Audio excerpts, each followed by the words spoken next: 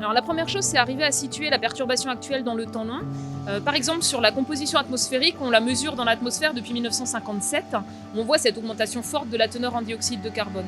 Mais grâce aux carottes de glace, on a 800 000 ans d'archives de la composition en gaz à effet de serre de l'atmosphère. Donc on voit en fait les variations naturelles du cycle du carbone, avec des variations modérées entre les périodes glaciaires et les périodes douces. Et on voit cette rupture extrêmement profonde due en fait à notre utilisation d'énergie fossile, la déforestation, la production de ciment. En fait, la question, c'est la vitesse des changements.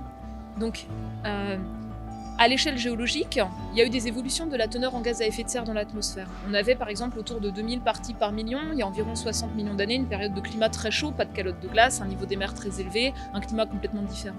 Et puis ensuite, il y a eu graduellement des mécanismes géologiques, d'érosion, d'altération des roches, qui ont enlevé du CO2 de l'atmosphère.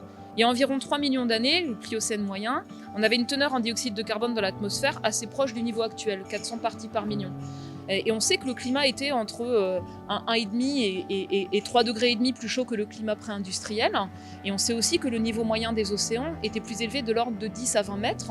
Si on prend le rythme par exemple des variations glaciaires interglaciaires, le changement de température, de l'ordre de 5 degrés en moyenne à la surface de la Terre, il s'est fait au rythme au plus vite de l'ordre de 1 degré par 1000 ans. Là en fait on parle de déjà 1 degré en un peu plus d'un siècle.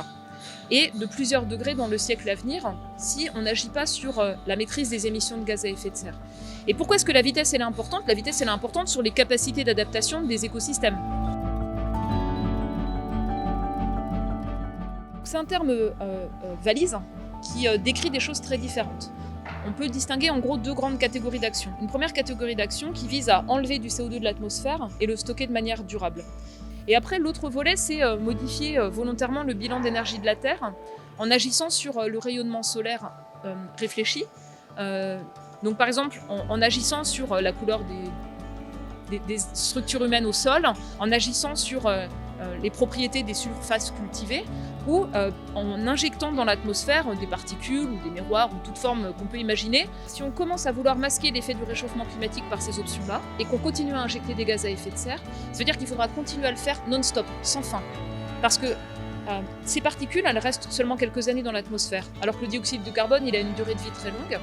Et donc si vous arrêtez à un moment donné d'injecter des particules dans l'atmosphère, et que vous avez toujours mis plus de CO2, vous allez avoir un ajustement très brutal du climat. Donc en fait, vous allez créer un risque encore plus grand de changement climatique abrupt si à un moment donné, on n'est plus capable de déployer ce type d'options.